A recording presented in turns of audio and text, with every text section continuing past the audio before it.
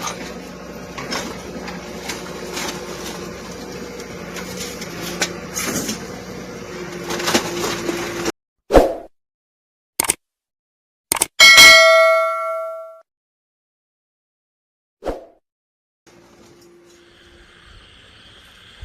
प्रभुंकर प्रिय लोक मैंने आप माने भलर थे बोली मु आशा करे मु भलर अच्छी आप माने समस्ते यही वीडियो क्लिप टी आप देखी पारले आउ देखी आउ कौन चिंता कले आप माने कमेंट रे शेयर करंतु कमेंट करंतु। तो ये वीडियो क्लिप रे आप माने देखी पारले जे ट्रक टी एक्सीडेंट ही अच्छी पूरा पूरी एक्सीडेंट ही अच्छी यहाँ अच्छी आओ बिहार रो आओ ये ट्रक रो ड्राइवर संपूर्ण रूप रे आउ से मरी जाई अछंती। तो देखंतु रोड रे माने राज रास्ता रे माने गाड़ी को गाड़ी धक्का है कि से संपूर्ण रूप से भांगी जाई अछि। भांगिबा द्वारा आउ ड्राइवर मध्य सेठी ही मृत्युवरण करिसंती। तो देखंतु आउ ए वीडियो रे ए वीडियो क्लिप आप माने देखि पारले जे आउ से माने संपूर्ण रूप से मरि जाइसंती आउ ताको ड्रोजर लगे कि तांको काढिया को पडुची आउ डजर लगे कि बाहर करुछंती बाहर करिया पई मध्ये कष्ट होउची। तो एहीपरी अनेक एक्सीडेंट अनेक दुर्घटना एमिति जीवन रे आसीबो आउ सेति पई आमाने सतर्कतार सहित आमाने आगको बढ़िबा दरकार। पाद पकेया पूर्वरु आमे प्रभु को आमे स्मरण करिकी बाहरिबा दरकार। काहेकि ना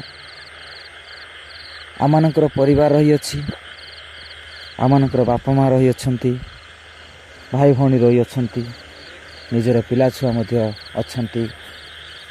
तो सेति पई आमाने चिंता करिबा दरकार जे मु पाद पकेया पूर्वरु घरटू पाद काढ़िया पूर्वरु आमे दीपद आमे प्रभु को प्रभु जीशु ख्रीष्ट को नाम रे आमे प्रार्थना करिकी बाहरिबा दरकार। काहेकि ना जदि आमे प्रभु को स्मरण करथिबा ताहले निश्चित भाव रे आ प्रभु आमान को सुरक्षित भाव रखिबे भल रास्ता रे मध्य से आमान को नेकी जिबे आ एक्सीडेंट आमान को सुरक्षा देबे आ शैतान को से साइड कर देबे आ साइड करके से हमको भल रास्ता रे नै जिबे।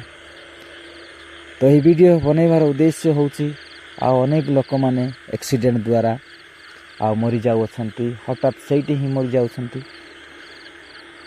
तो सेति पई आउ मु भाबिली जे मु जेमिति हेले भी आउ वीडियोटी बनैबी आउ बनैकी आ मु यूट्यूब रे शेयर करिवि।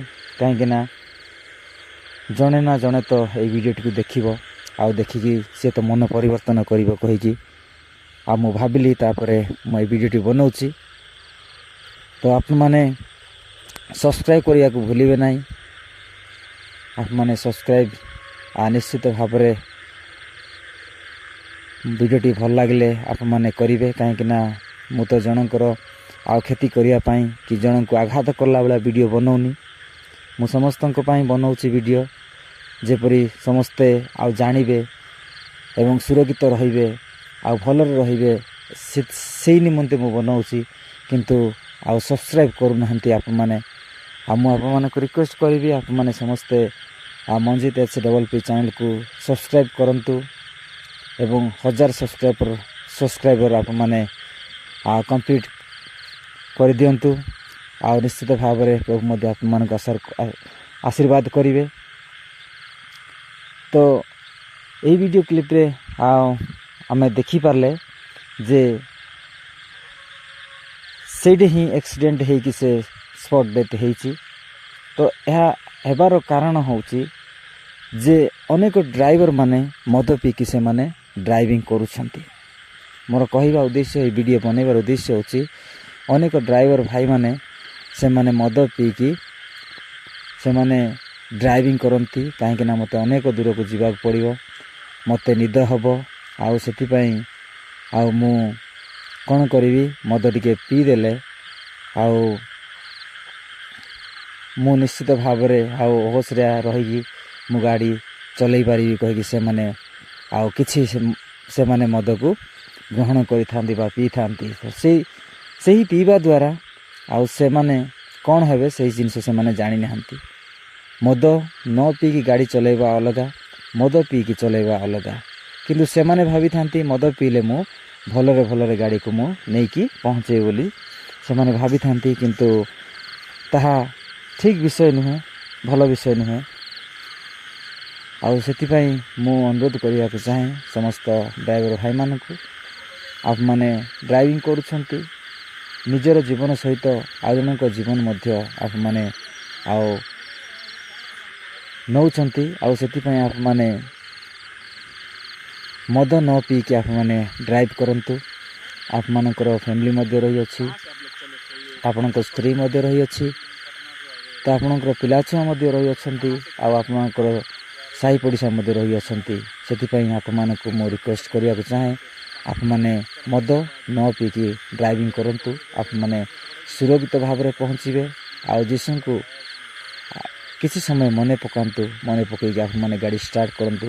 ପ୍ରଭୁ ଆପଣମାନଙ୍କୁ ସୁରକ୍ଷିତ ଭାବରେ ଆପଣଙ୍କ ଲକ୍ଷ୍ୟସ୍ଥଳକୁ ବା ଯେଉଁ ସ୍ଥାନକୁ ଆପଣମାନେ ଯିବାକୁ ଚାହାନ୍ତି ସେହି ସ୍ଥାନକୁ ପ୍ରଭୁ ଆପଣମାନଙ୍କୁ ଭଲରେ ପହଞ୍ଚାଇବେ ଏବଂ ଭଲରେ ମଧ୍ୟ ଆଉ ପଛକୁ ଫେରାଇବେ। ସେଥିପାଇଁ ଆପଣମାନେ ପ୍ରାର୍ଥନା କରନ୍ତୁ, ପ୍ରାର୍ଥନା କରିକି ଆପଣମାନେ ଆଗକୁ ଯାଆନ୍ତୁ। ଆଉ ଯେଉଁ ଭାଇମାନେ ବିଜାତି ମାନେ ଅଛନ୍ତି, ଡ୍ରାଇଭର ମାନେ ଅଛନ୍ତି, ସେମାନଙ୍କୁ ମଧ୍ୟ କହିବାକୁ ଚାହେଁ, ଆପଣମାନେ ମଦ ନ ପିଇକି ଆପଣମାନେ ଗାଡ଼ି ଡ୍ରାଇଭିଂ କରନ୍ତୁ ଏବଂ ଭଲରେ ପହଞ୍ଚିକି ଭଲରେ ଫେରନ୍ତୁ। ଏତିକି ମୋର ଆଉ ସମସ୍ତଙ୍କ ପାଇଁ ଶୁଭ ଚିନ୍ତା, ଭଲ ଚିନ୍ତା। ଯଦି ଭିଡ଼ିଓଟି ଭଲ ଲାଗେ ତାହେଲେ ଆପଣମାନେ ଲାଇକ୍ କରନ୍ତୁ, ସବସ୍କ୍ରାଇବ୍ କରନ୍ତୁ ଏବଂ ସେୟାର କରନ୍ତୁ ଏବଂ କମେଣ୍ଟ କରନ୍ତୁ। ଏତିକି କହିକି ମୁଁ ରହୁଅଛି। ଆଉ ଗୋଟେ ନ୍ୟୁ ଭିଡ଼ିଓ ଆସିବା ପର୍ଯ୍ୟନ୍ତ ମୁଁ ରହୁଅଛି। ନମସ୍କାର।